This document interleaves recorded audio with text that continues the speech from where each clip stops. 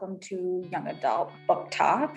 We are wrapping up our Black History Month book talks. This time we're going to talk about duology series by Justina Ireland. The first title is called Dread Nation, which is the one I'm going to talk a little bit more about. It does have a second book that has already come out called Deathless Divide.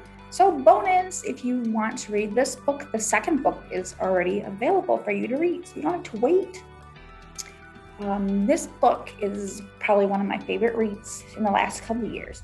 It's actually kind of fun because it's about zombies. Who doesn't love zombies?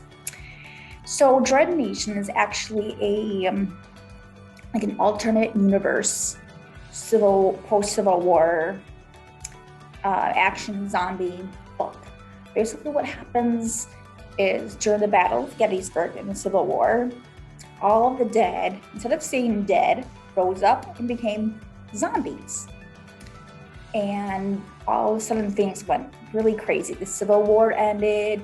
In fact, even slavery kind of ended. So, except that instead of them being free, per se, or even slavery ending, instead of African Americans were sent to combat schools where they learn how to basically be patrols to take care of all those zombies. Because I'm sure if you've seen read any zombie movie or book, you know that zombies are pretty tenacious. And if they bite you, you're gonna be a zombie too. So Jane McKean is the lead character in this book. And she is one of those people who's been sent to one of those combat schools where she is wants to become a attendant, which is really, for her, it would mean that she's saving a rich white woman's, being her protector. So, she wouldn't be the one who protects her virtue, because of course it still takes place in the 1860s. And she would also be her bodyguard to fight off any zombies. They refer to zombies in these as shamblers, so they're not necessarily always called zombies. But there's a little bit more to the story, because there's also some interesting look at how there's some people who want to go back to the way things were before the war. There's some who want to try to cure the zombie thing. And there's still a lot, despite the fact that even in this time period, slavery has technically ended.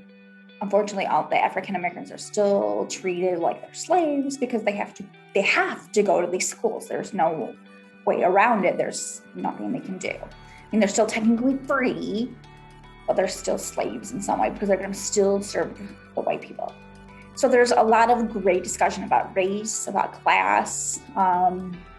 It's kind of, but the fun part about it is that it's really just about zombies, and who doesn't love hearing about zombies? So there's definitely some action.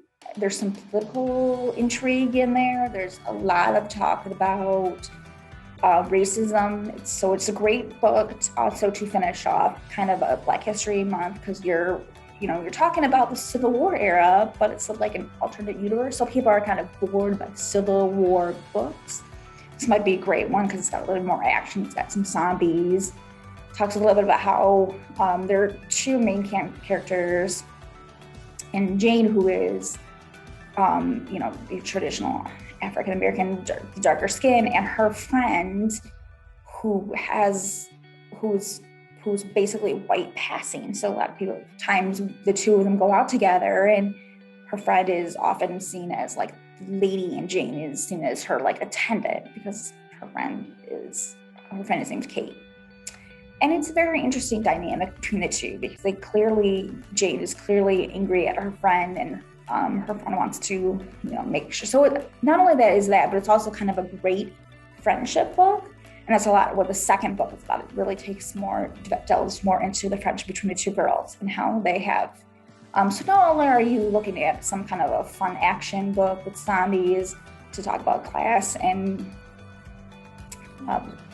color and racism and classism and religion, and there's a bunch of other things involved in it. You're also looking at a really great, strong friendship between these two girls who had started off as kind of enemies, and they end up being like they're biggest protectors of each other. So it's another great book to do for that. If you're looking for a great book about friendship and not too much with a ton of romance or anything. I mean, there's a little bit, but it's not too much.